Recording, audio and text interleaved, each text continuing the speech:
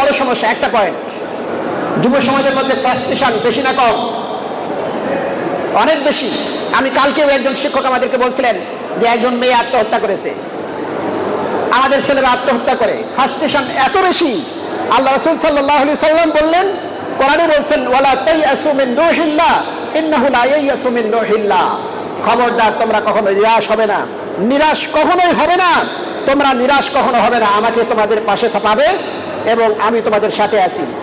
যেই সমাজগুলি গোত্রপ্রীতি যেটি ছিল জাহেলি যুগে, আল্লাহ রাসূল যখন মদিনায় আসলেন, মদিনায় আসার পরে টিম ওয়ার্ক কাজ করার সিস্টেম শিক্ষা দিলেন এবং ইহুদি খ্রিস্টান যারা ছিল সকলকে নিয়ে চার্টার অফ মদিনা তৈরি করেছিলেন, আপনারা জানেন। সেটি তৈরি করে গোটা বিশ্বের যুবকদেরকে ঐক্যবদ্ধ হওয়ার শিক্ষা দিয়েছিলেন। যুব সমাজকে আর একটা শিক্ষা দিয়েছিলেন, সেলফ ডিপেন্ডেন্ট হতে হবে। এটি শিক্ষা দিয়েছিলেন যুব সমাজকে যুব সম্পদে পরিণত করতে হবে, আত্মনির্ভরশীল তৈরি করতে হবে, তাদেরকে প্রোডাক্টিভিটি তাদের ভিতরে দিতে হবে, তাদেরকে আত্মনির্ভরশীল হতে হবে। এবং আল্লাহ রাসূল ঠিক এই কারণে বলেছেন যে তোমাদের মধ্যে উত্তম সেই ব্যক্তি যে নিজের হাতের কামাই করে খায়। আল্লাহ রাসূল বলেছেন যে তোমাদের একজন ব্যক্তির কাছে যদি কিছু রশি থাকে আর একটা কুঠাল থাকে, সেটি তার বড় সম্পদ, এগুলি দিয়ে সে নিজে পরিশ্রম করে খাতে পারবে, শিক্ষা দিলেন। অনেকগুলি হাদিস আসছে এবং সেখানে মজার বিষয় হলো আল্লাহ রাসূল রাস্তায় পড়ে থাকা কিছু মানুষ, তাদেরকে হিউম্যান রিসোর্স বানিয়েছেন। আল্লাহ রাসূল সাল্লাল্লাহু আলাইহি ওয়াসাল্লাম মাহজুরা নামক একজন ব্যক্তি, একজন সাহাবী, আল্লাহ রাসূল একজন মক্কার গলিতে যাচ্ছেন কিছু সাহাবাদেরকে নিয়ে, উনি মক্কার গলিতে হাঁটছেন। তিনি মক্কার গলিতে হাঁটতে হাঁটতে দেখলেন যে কয়েকটা ছেলে যুব সমাজ আযানকে দিয়ে মুখ ভাঙচাচ্ছে। ওই যে আমরা একজনকে বকা দেয় মানে মুখ ভাঙচাই না, ঠিক এরকম মুখ ভাঙচাচ্ছে। আল্লাহ নবী তাদেরকে ডাকলেন, ডেকে বললেন, কি করলা বাবা, তোমরা একটু আরেকটু আমাকে শোনাও তো। তারা তো রীতিমতো ভয় পেয়ে গেছে, নিভয় দিয়ে বললেন যে তোমাদের কোনো ভয় নাই, তোমরা বলো।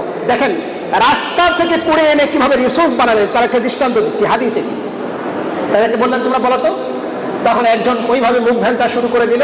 ফাদাহিকা রাসূল সাল্লাল্লাহু আলাইহি ওয়াসাল্লাম, আল্লাহ রাসূল এইটা দেখে হাসলেন।